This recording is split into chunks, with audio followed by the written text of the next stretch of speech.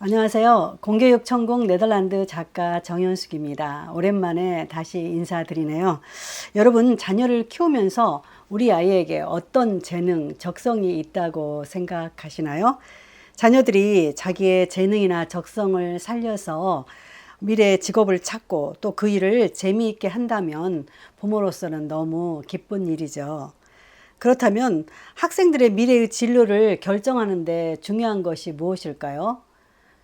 공교육, 그 학교 교육이 과연 학생들의 적성을 살려주고 그런 진로를 열어주는데 어떤 역할을 해야 할까요? 오늘은 네덜란드 아이들의 적성을 살리고 진로를 찾아주는 그런 이야기를 하려고 합니다.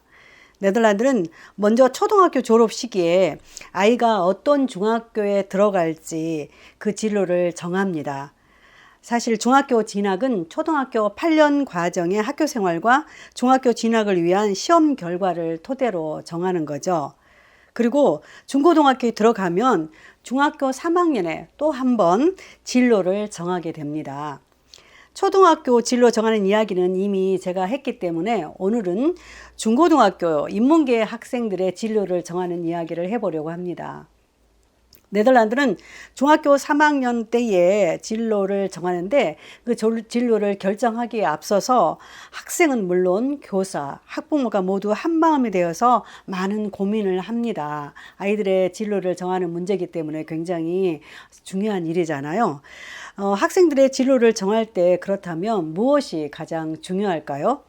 바로 학생이 어떤 일에 관심을 가지고 즐거워하는지, 그리고 어떤 분야에 재능이 있는지, 또한 학생들이 어떤 것을 공부할 때 재미를 느끼는지 이런 것들을 굉장히 자세히 알아보고 진로를 결정하고 미래의 일자리를 찾는 일을 아주 중요하게 생각한다고 합니다. 네덜란드 인문계 중고등학생들은 중학교 1, 2학년 기본 교육은 모두 똑같이 공부를 해요. 그리고 3학년에 가서 미래에 내가 어떤 직업, 어떤 쪽으로 공부할지 진로를 정해서 나아가는 그런 고민을 하게 되는데요. 중학교 3학년 때 어떤 프로필을 선택하느냐에 따라서 공부할 과목도 달라지고 앞으로 어떤 대학으로 갈지가 정해지고 앞으로 그 방향으로 공부를 하고 또 직업을 찾기 때문인 거죠. 네덜란드 중학교 3학년 학생이 선택할 수 있는 프로필은 크게 네 가지입니다. 네 가지인데 이 네 가지가 문화와 사회, 그 다음에 경제와 기업, 자연과 건강, 자연과 기술 분야 이렇게 크게 네 가지로 나눌 수 있습니다. 문화와 사회 분야는 언어와 예술 분야, 인문학 분야에 관심 있는 학생들이 선택하는 그런 분야인 거죠. 경제와 기업 분야는 재정적인, 경제적인, 그리고 경영학, 마케팅, 이런 장사나 상업, 이런 것에 사업에 관련 분야에 관심 있는 학생들이 선택하게 되겠죠. 자연과 건강 분야는 의학이나 자연과 그다음에 생물학적인 것에 관심 있는 아이들이 선택하게 되고요. 자연과 기술 분야는 말 그대로 기술이나 테크닉, 건축 분야 등을 좋아하는 학생들이 선택하게 됩니다. 중고등학교 학생들은 어떤 프로필을 선택하느냐에 따라서 어떤 과목은 공통으로 공부를 하지만 많은 과목들을 선택하고 또 버리고 그렇게 할 수 있는 거죠. 그 프로필에 관련된 과목은 더 집중해서 공부를 하고 나머지 과목들은 과감하게 덜어내는 것이죠. 예를 들면 자연과 건강, 어떤 기술 분야 프로필을 선택한 학생들은 과학이나 화학, 생물, 수학 과목은 필수인 반면에 역사나 제2의 어떤 언어 과목은 선택하는 거죠. 본인이 하고 싶으면 하고 하고 싶지 않으면 그것들을 덜어낼 수 있다는 거죠.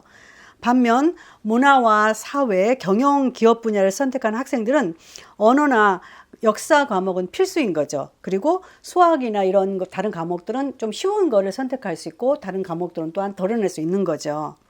네덜란드 학생들은 이런 프로필을 선택하기에 앞서 중요한 기준들을 충분히 검토하고 생각한 뒤에 결정하게 됩니다. 먼저 학생이 어떤 일을 즐거워하는지, 어떤 것에 관심이 제일 많은지가 굉장히 중요합니다. 그리고 학생이 어떤 재능이 있는지, 그리고 어떤 스타일인지, 즉 학생이 외향적인 스타일인지 아니면 나가서 일하는 걸 좋아하는지 또는 남을 돕기 좋아하는지 이런 것들을 아주 상세하게 파악을 하는 거죠. 상담을 통해서 부모와 상담 또는 선생님과 상담, 이런 상담을 통해서 학생의 적성을 파악을 하는 거죠. 그리고 학생이 무엇보다도 어떤 공부를 할 때 재미있어 하는지, 그것도 중요한 판단 기준이 되는 것입니다. 예를 들어서 의학 분야를 선택해야 하는데 과학이나 생물 분야를 좋아하지 않는다면 사실 그 분야 공부는 어렵다는 이야기인 거잖아요. 네덜란드 교사들은 학생들이 프로필을 정하기 전에 먼저 중요한 판단 기준이 되는 어떤 질문들을 혼자 하기보다는 부모님과 또한 친구들과 교사들과 충분히 대화를 나눌 수 있도록 하고 있습니다. 왜냐하면 자녀의 미래의 진로를 결정하는 것이 엄청 중요한 문제이고 학생 자신이 선택의 어려움을 겪을 수 있기 때문에 부모와도 충분히 상담하고 이야기를 정하도록 기간을 이렇게 주는 거죠. 여기에 또 하나 네덜란드는 이 프로필을 선택하는 데 도움을 주는 프로필 선택 테스트, 프로필 코이즈 테스트라고 이 테스트를 무료로 할 수 있습니다. 그래서 진로나 프로필 선택에 어려움을 겪는 학생들은 이런 무료 프로필 선택 테스트를 해보는 것도 큰 도움이 된다고 조언하고 있습니다. 이처럼 네덜란드 학생들은 중고등학교에서 어떤 프로필을 정해서 공부하느냐에 따라서 자신이 앞으로 어떤 관련 분야로 나아갈지가 어느 정도 정해지는 거죠. 사실 중고등학교에서 이렇게 프로필이 나누어짐에 따라서 각 대학들도 그 과를 들어오기 전에 어떤 프로필을 미리 선택해서 공부한 학생들만 올 수 있도록 제한을 두기도 합니다.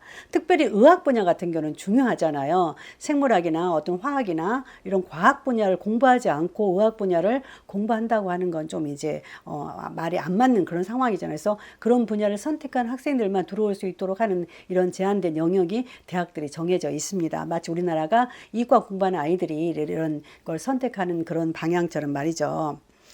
이와 같이 네덜란드는 중학교 3학년 과정에서 프로필을 정하고 학생이 어떤 분야로 미래 일자를 준비하는지 어느 정도 진로가 정해지게 됩니다.